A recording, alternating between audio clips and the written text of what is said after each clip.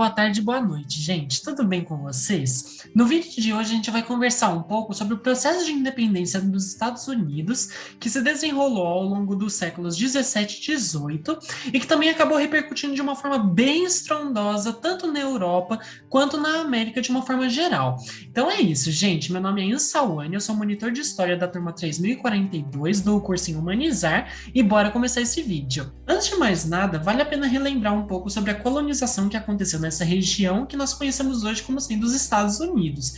Você deve se lembrar um pouco de que a ocupação inglesa na América do Norte começou pelo menos em 1584 com a expedição de Sir Walter Raleigh, mas que acabou não dando muito certo não. Para falar a verdade, a expedição acabou alcançando tão pouco sucesso que apenas em 1621 que os ingleses viriam a tentar de novo a ocupar aquela região. Na época, inclusive, o navio Mayflower acabou se eternizando pela sua chegada por conta do fato de que acabou aportando no litoral sem muitos problemas. E no final, o sucesso dos colonos gerou inclusive a lenda de que ao aportarem em segurança no litoral norte-americano, eles teriam feito uma refeição junto com alguns habitantes nativos, gerando o feriado atual que nós chamamos de Dia de Ação de Graças. Ainda assim, apesar do aparente sucesso na ocupação do litoral norte-americano e na formação das chamadas 13 colônias, não dá para dizer que a colonização foi muito homogênea, não. As colônias que ficavam mais ao norte do país acabavam sendo pouco férteis e por conta disso não chamaram muita atenção da Inglaterra, já que o intuito da coroa inglesa era o de produzir e vender produtos de origem agrícola. Mas o mesmo já não dá para dizer das colônias do sul, que eram muito férteis. Então já dá para imaginar mais ou menos o que aconteceu, né? As colônias do sul acabaram sendo mais monitoradas do que as do norte pela coroa inglesa no início da colonização, ou seja, as colônias do norte acabaram tendo um pouco mais de liberdade, eram um pouco mais soltinhas mesmo da coroa. E mesmo que a gente fale que as colônias do norte eram mais livres que as do sul, não dá para falar que mesmo as do sul eram hiper, ultra, mega controladas pela Inglaterra. Na verdade, por conta de alguns problemas políticos envolvendo a metrópole ao longo dos séculos 17 e 18, a Inglaterra não podia dar muita atenção para suas colônias porque tinha o foco em outros assuntos. E esses problemas que envolveram a Inglaterra são muito importantes para que a gente possa entender como o processo de independência dos Estados Unidos aconteceu. Em grande parte, ao longo dos séculos 17 e 18, a Inglaterra vai acabar se envolvendo em um monte de guerras que vão respingar de forma negativa nos Estados Unidos. Uma dessas guerras vai ser chamada de Guerra do Rei Guilherme, que aconteceu entre 1688 e 1697. Nesse momento, o rei Guilherme, que era protestante, vai ficar inconformado com o fato de que a França estava expulsando uma série de protestantes do seu território nacional. Mas ainda pior do que isso, a França também impulsionou uma expansão territorial que preocupou muito a Inglaterra naquele momento, o que acabou motivando o rei Guilherme a declarar guerra contra a França. Nos Estados Unidos, essa guerra entre ingleses e franceses repercutiu na tomada da cidade de Port Royal, que era uma posse da França.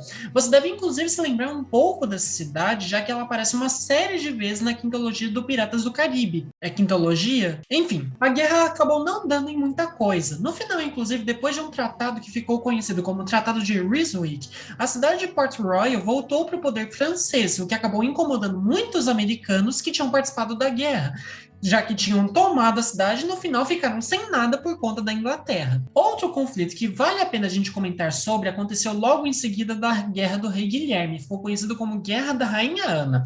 Essa guerra aconteceu entre os anos 1703 e 1713 e teve como causa a sucessão do trono espanhol. Como o rei espanhol Carlos II havia morrido, o trono ficava agora à mercê dos vários herdeiros que existiam em diferentes partes da Europa. Ah, David, que bom que você... David? Nani, sabia que você não é a única sereia no mar? Tem que dizer a ela que você tem uma porção Porque eu tenho uma porção de... Fale de suas opções. Opções? Opções? Ah, jura? Enquanto a Inglaterra era a favor de um herdeiro austríaco, a França era a favor do herdeiro Filipe, que era de fato espanhol.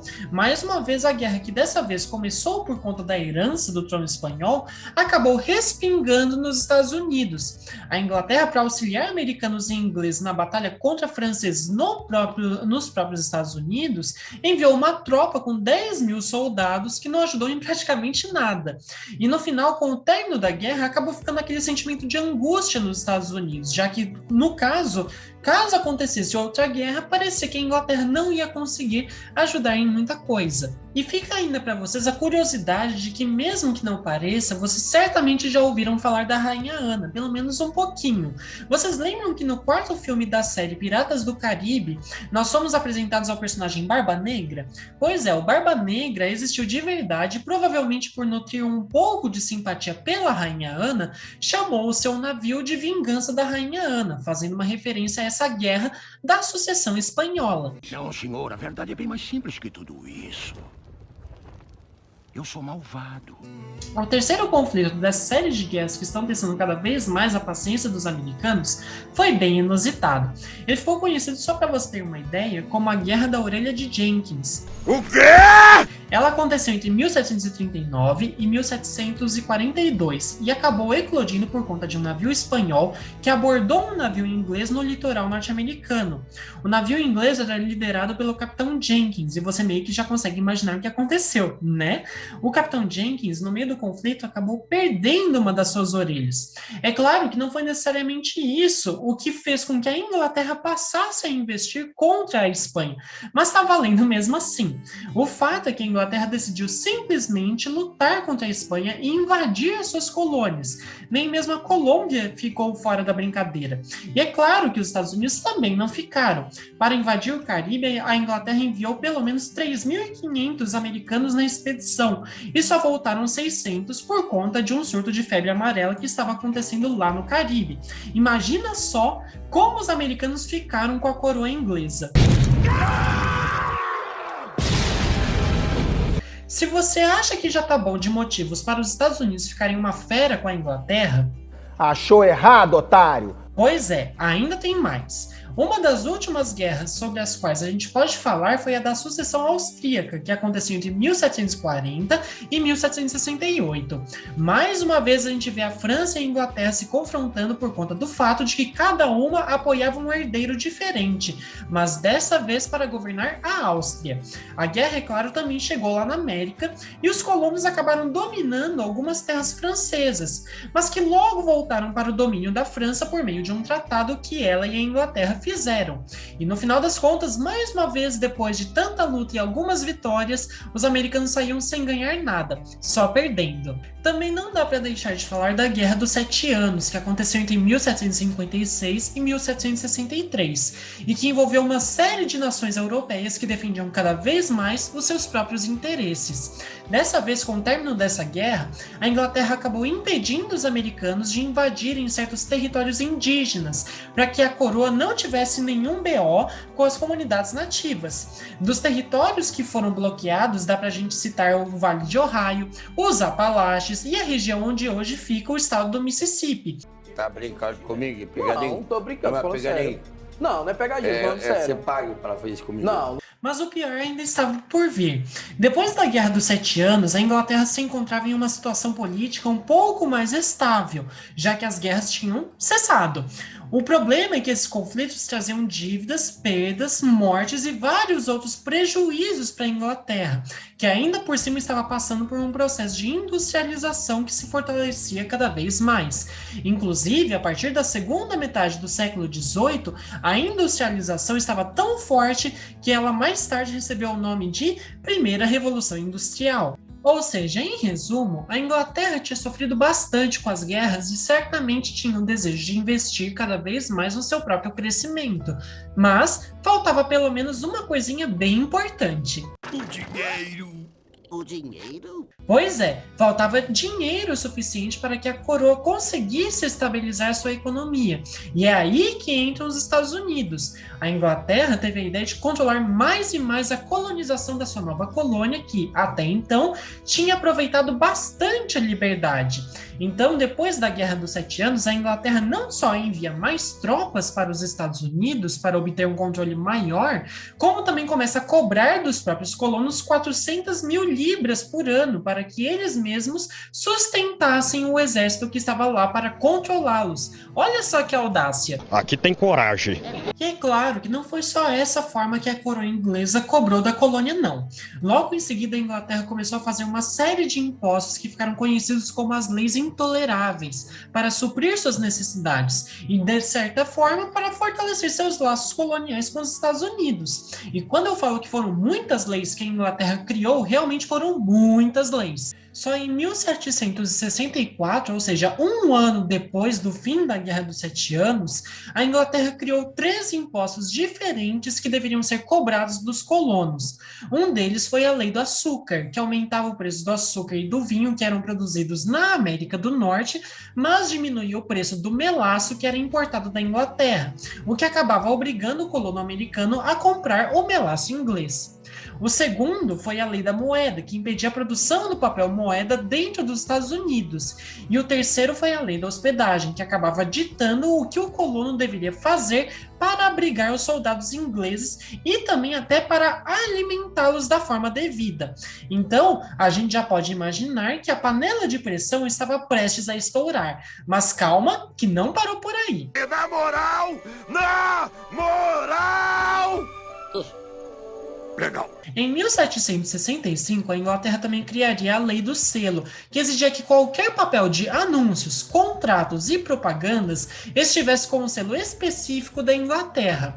Se a gente parar para pensar, então essa foi uma das leis que mais mostrou o que a coroa inglesa queria fazer com sua colônia, que era controlar tudo e arrecadar o máximo que pudesse para cobrir os gastos com as guerras e com os investimentos que ela fazia. Já em 1767, os atos Townshend também deixariam os americanos ainda mais irritados, tendo em vista que eles aumentavam os impostos sobre o vidro, os corantes e sobre o chá, que era um dos produtos mais consumidos pelos Estados Unidos na época. Em 1770, os colonos mostrariam na cidade de Boston a sua insatisfação com a coroa inglesa. Em uma determinada situação, os americanos jogariam bolas de neve em alguns soldados ingleses que retribuiriam com vários tiros.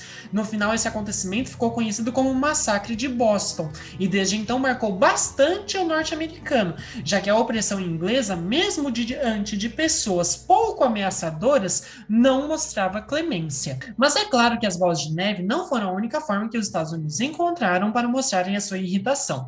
Em 1773, um grupo com cerca de 150 pessoas disfarçadas invadiu um navio inglês e jogou no mar muitas caixas com chá, por conta dos altos impostos que estavam deixando o chá cada vez mais caro.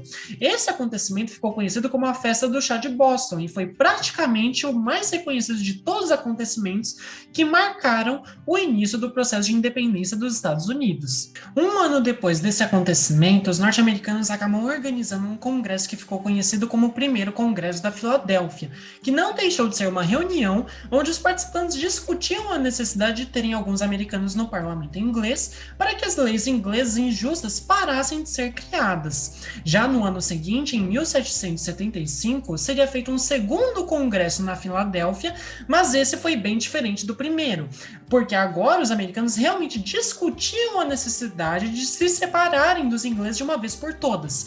É bacana, inclusive, de pensarmos como os norte-americanos também utilizavam as obras de muitos pensadores europeus, como no caso do John Locke, para embasarem as suas próprias ideias. Então, sim, a gente pode falar que aquele monte de pensamentos que estavam circulando na Europa e que criticavam especialmente as monarquias influenciaram, sim, o desejo pela independência dos Estados Unidos. Claro que o segundo congresso simbolizou apenas um momento em que se discutia a necessidade da separação, mas de uma forma geral os pensamentos já circulavam bem rápido por todas as colônias.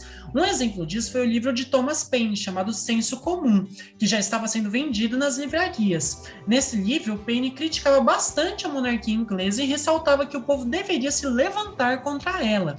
Então, em 4 de julho de 1776, não deu outra. Fresh air! Freedom! All right, you lead good lives.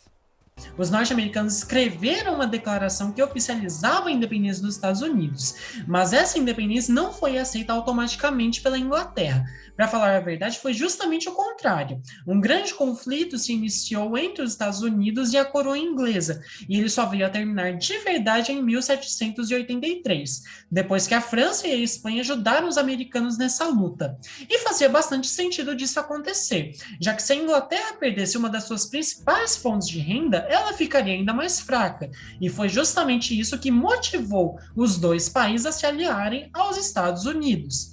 E não dá para esquecer que 4 anos depois da guerra, em 1787, os norte-americanos criariam a primeira Constituição do país, que está em vigor até os dias atuais. Também não dá para esquecer que logo depois do fim da guerra, os americanos elegeram seu primeiro presidente, chamado George Washington, que foi um dos maiores líderes da resistência americana contra os ingleses. E é claro que essa independência acabou repercutindo de alguma forma nos países que presenciaram esse movimento, ou que ouviram falar dele.